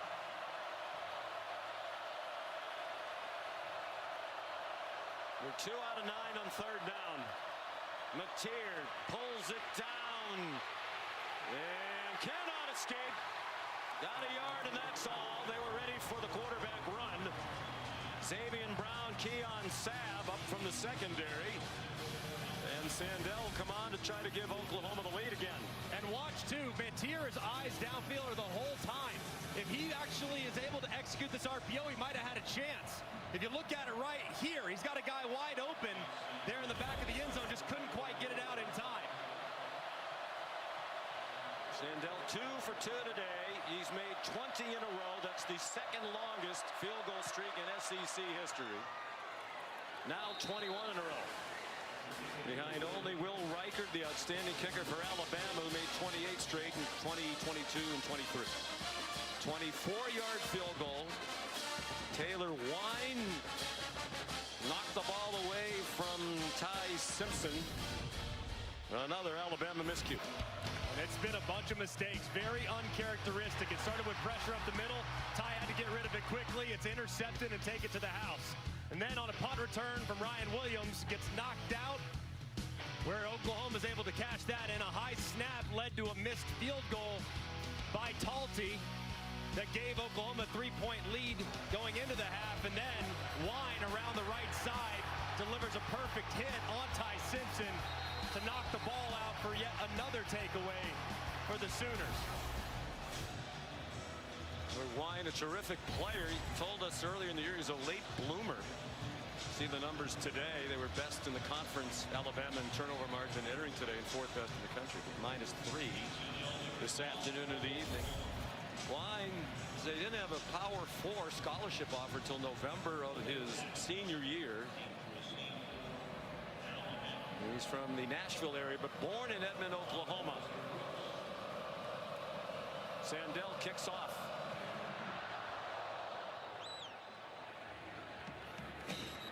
And Alabama will start at the 25-yard line.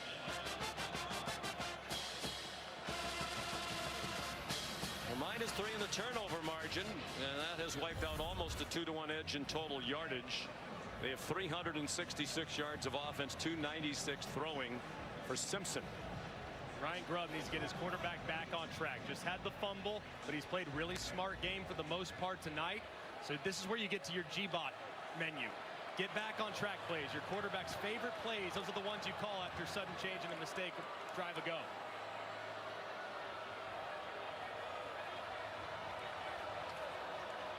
Daniel Hill looks like he has taken over now as their #1 running back. Gets the handoff.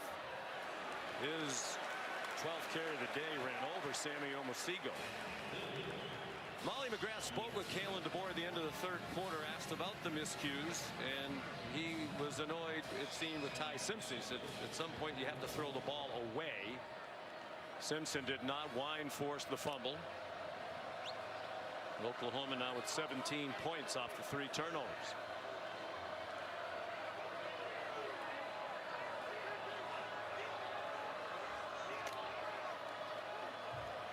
Blitz from that direction in which Hill was heading. Kobe McKenzie was there, and Eli Bowen, the blitzer, got back into the play. This is a big down for Alabama, and the guy that's been so reliable today throughout has been Josh Cuevas, their tight end. I tried to find a matchup for him. He's lined up at number 3 right here. Kobe McKenzie signaling the defense to the secondary.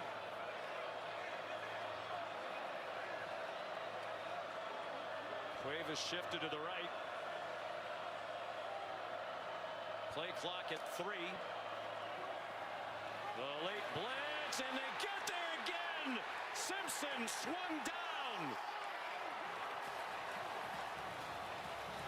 Davon Jordan, a backup defensive back, with the 3rd sack of the day for the Sooners. And right here, Ty's got to get rid of the football. I mean, he's going to have Cuevas on a little stick route. It's going to be a tight window, but he's got to throw it into the pressure. He doesn't quite see it. I think because of that presence and the blitz off the right, it kind of messed with his eyes, and it results in another sack. First of the year for the sophomore from Tulsa, Davon Jordan. It is a deep and talented defense, thriving again today, even without our Mason Thomas, their best defensive player. Dowd's punt goes 47 yards. Hill couldn't hold off Jordan. Simpson down again. Oklahoma by 2.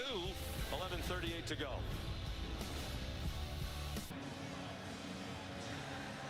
69 degrees here under clear skies.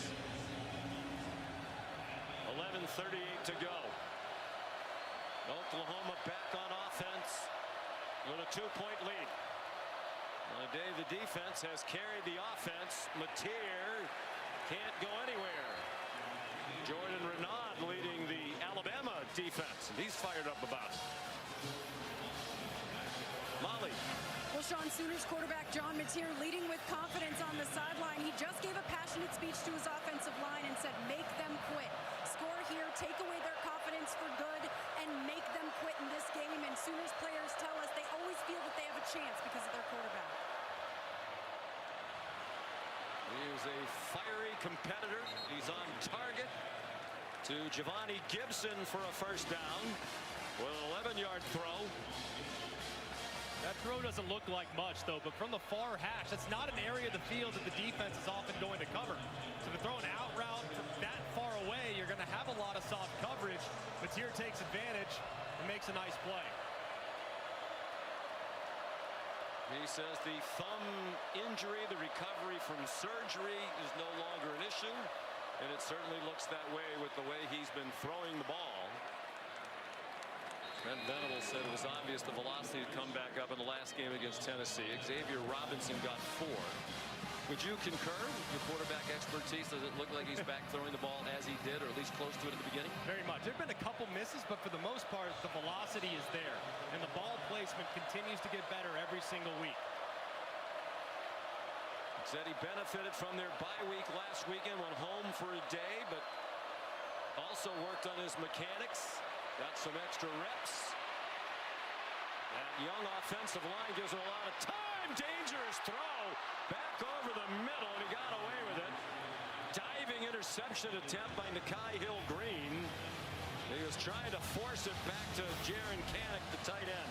Yeah, very dangerous here as Kanak is well covered too. It looked like the outside end Carter might have a chance at it. So he tried to throw him away, set up now a 3rd and 6. You got to be looking for Satania. He's your go-to guy on 3rd down. He's your most reliable weapon. He's the guy I'm targeting, and he's lined up down here in the slot.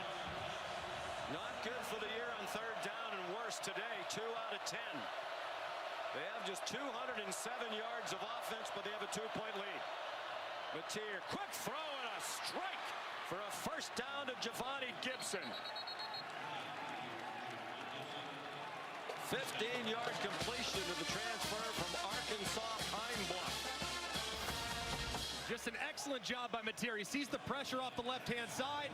He knows it's unblocked. He has to get rid of it. He throws a strike to that void in coverage and converts another big 3rd down.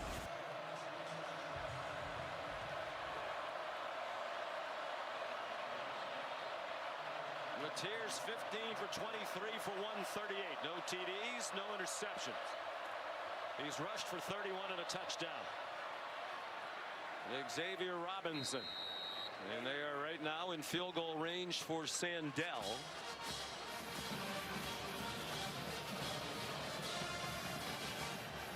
There's John Mateer's mom, Judy. It's tough, isn't it? To be a parent. Can't even imagine. But also the sense of pride and everything. And what a terrific young man. They're from Little Elm, Texas. The Dallas-Fort Worth Metroplex. John got a little time at home with his family. Looked like a design run. Boy, does he have great feet. Still on display as he's down inside the 34.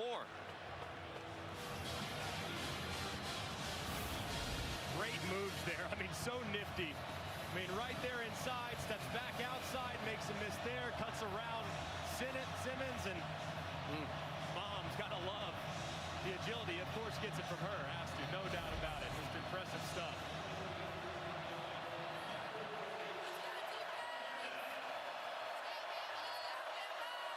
Under 8 minutes to go. And movement along the left end of the line. False start. Offense, number 55. 5-yard penalty. Remains Eddie Pierre-Louis, the redshirt freshman, one of the 3 freshmen on the offensive line for Oklahoma. The other 2 of the tackles, true freshmen. And you'll see him just flinch ever so slightly right there, kind of falling out of his stance. That's a big, big mistake there, too, because now his 3rd down gets much more difficult against this pass rush from Alabama. Yonze Pierre's been quiet today. Keep an eye on 42. They'll feature him in the pass rush. And this is right on the fringe of field goal range, in part because they're going into a light breeze at the moment. Mateer forced back. Threw it at the feet of one of his offensive linemen. It's an incomplete pass. Now the officials are conferring. He's in the tackle box. There's no receiver there. And I think they're talking about a possible intentional grounding call. Ben Arbuckle saying, oh, here comes the flag. And I think they got this right. Intentional grounding. Offense, number 10. The ball replaced at the spot of the foul.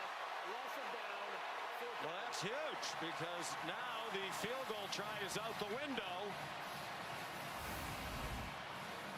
And watch where Mateer throws this ball. I mean, the receiver's coming from the left. It's a middle screen, but it's a long way away. I mean, throws it to the 46-yard line, and the receiver's on the 39 to the left-hand side. That ball was dirted probably 10 yards away from the intended target, and that's what resulted in the call.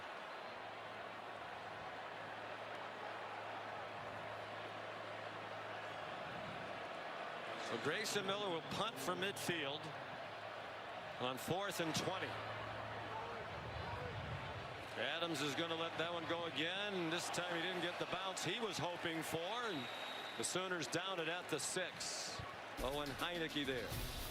44-yard punt. It's a 2-point Oklahoma lead. They had a chance to build on that, but couldn't get it done. In part by T-Mobile 5G home internet. A big intentional grounding call took Oklahoma out of the potential for a field goal try. Let's bring in Matt Austin. Matt, do you agree with this call? Yeah, Sean, I do. Normally, when the quarterback realizes the play's not going to work and he wants to throw it into the ground, you got to get it about halfway to the receiver. When you're under duress, you got to get it within a yard or two, and this isn't even close, so this is a good call.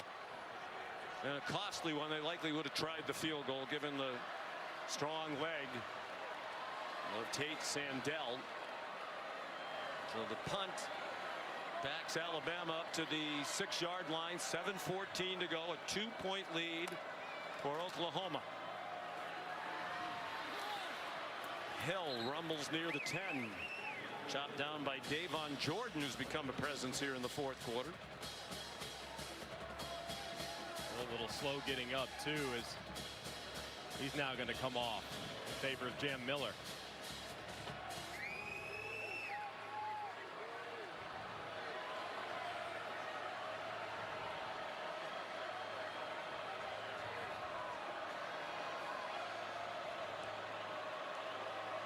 Miller goes wide to the left.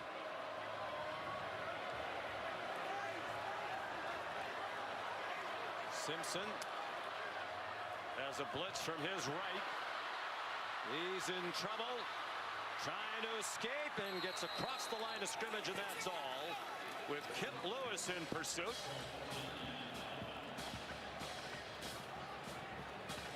Big third down here for the Alabama offense, not just to keep the drive alive, but because of field position as well. You don't pick this up, you're getting it back likely to the Oklahoma Sooners at near midfield. So I'd be looking towards Quaves again. He's been the go-to guy today in the passing game. He's lined up in the slot at the top.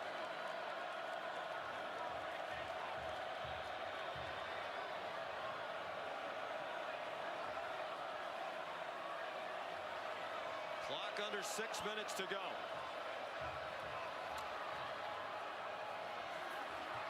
Simpson to Bernard, first down.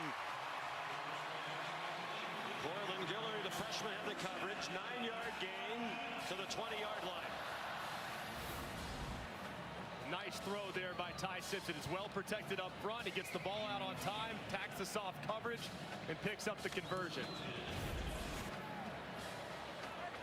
7th catch for Bernard. Simpson's over 300 yards now to 305. Plenty of running room for Jam Miller. And a 9-yard run. A stop by Owen Heineke. 5 minutes to go. Oklahoma trying to keep its college football playoff hopes alive. They would take a huge step toward the 12-team field of the win today. Home games left against Missouri and LSU.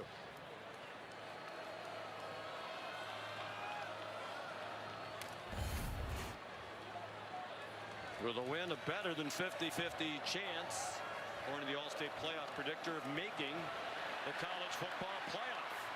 Jam Miller gets the first down. Still a long way to go. But remember the field goal troubles for Alabama.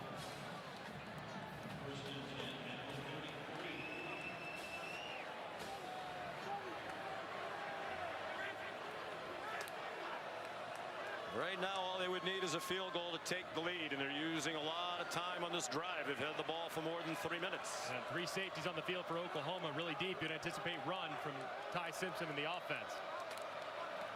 This might be their last possession of the game. Miller. They did run the ball, and Miller got only a couple. Peyton Bowen there to make the stop. Brent Venables knows just how potent this passing attack is. So right now, he's opted to play 3 safeties, all very deep. You have Bowen, you have Spears Jennings, and you have the cheetah, Kendall Daniels, back there to talk Alabama into handing it off and not testing this secondary. Now they'll adjust to a more traditional look. Here comes a blitz. Simpson, a quick pass. Brooks collared. Trying to stay on his feet. Peyton Bowen needed some help to finally wrestle him down. Marcus Strong came in at the end of the play. The crowd didn't like it. 6-yard gain. And Brooks slow to get up.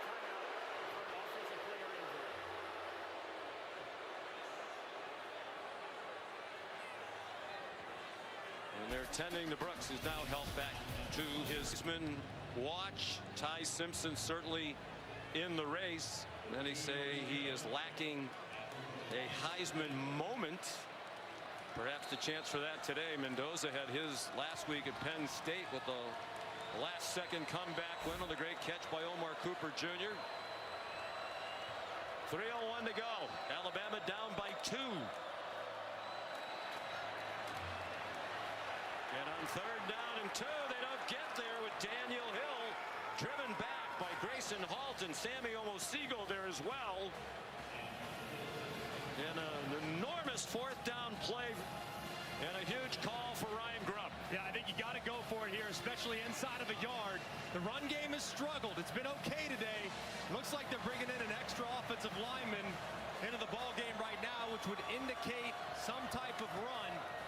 And it also looks like big number 74, Caden Proctor, is going to line up as the running back. Why not? Although Hill's been effective in short yardage today, they fake it to Proctor. Lonnie Brooks around the corner for the 1st down. Didn't get it by much. Robert Spears Jennings ran him down. Well, with Proctor in the backfield, everybody just assuming they tried to send the offensive tackle ahead, including that OU defense. And this is a very similar play that Ryan Grubb and Kalen DeBoer ran at Washington in a gotta-have-it situation. They fake it to the inside, they pitch it around the edge, and pick up a key conversion. 2-minute timeout. 2-point lead for Oklahoma. Good hands play. In the hands of Taylor Wine, perhaps the difference in this game. Up and over on the Talty field goal try at the end of the 1st half. It was not a good-looking kick when it left his foot, but he is taking credit for the missed field goal. And right now, that's the difference in the game.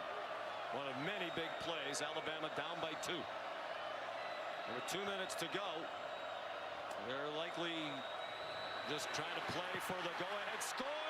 Simpson threw it away. They had him down back at the 33-yard line. Kip Lewis has had another huge game for Oklahoma with an 11-yard sack, the 4th of the day for the Sooners. And this is really well timed on the blitz. Watch Ty Simpson's right leg. Is he down? Yes, he is. The left leg down right there. A great call. 2nd and 21. Lots of time this time. Simpson man open and a low throw. He short-hopped Isaiah Horton. And that inconsistent accuracy on the downfield throws, a problem again for Simpson here at crunch time.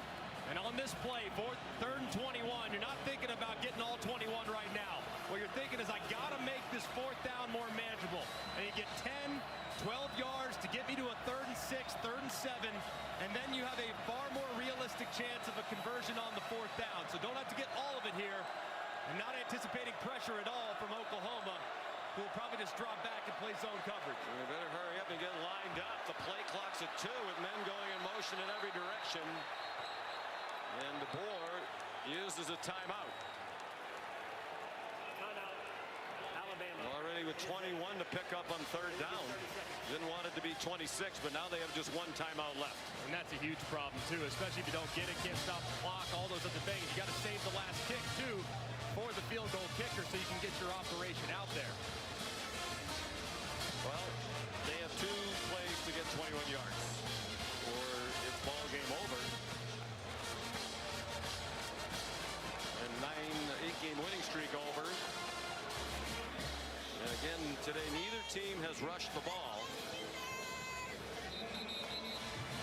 Oklahoma has been carried by its defense.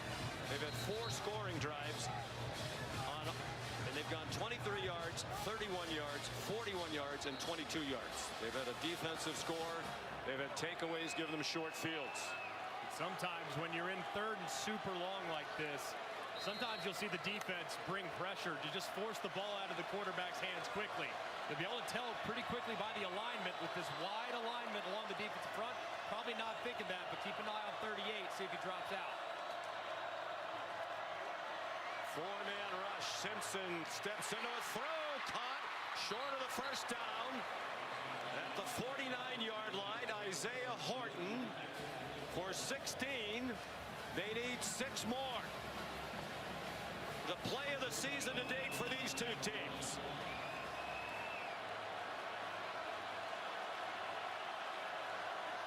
Light pressure from Oklahoma, who's walked up. Showing pressure right over the center.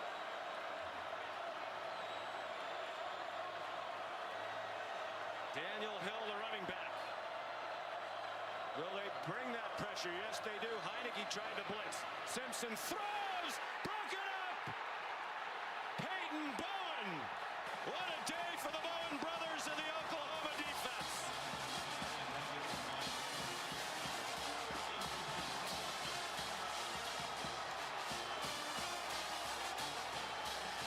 The Oklahoma Sooners are going to get a huge win. Back-to-back road wins against ranked teams. And now the path to the college football playoff runs through Norman, Oklahoma for the Sooners with 2 home games left. And just incredibly well defended. It was a good push up front, but it was really the coverage on the back end. Really didn't have much arm to get it out there wide enough to give Ryan Williams a chance. Mateer takes the knee. Alabama will use its last timeout. Timeout. Alabama. It is their third. It'll be 30 seconds. Please reset the game clock for 47 seconds. Thank you.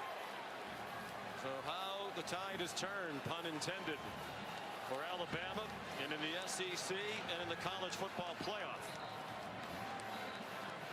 Both of these teams will leave here tonight at 8-2 overall.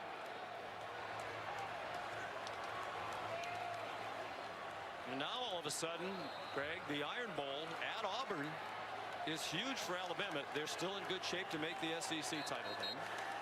They lose that, they might not be in the title game. They might not be in the college football playoff.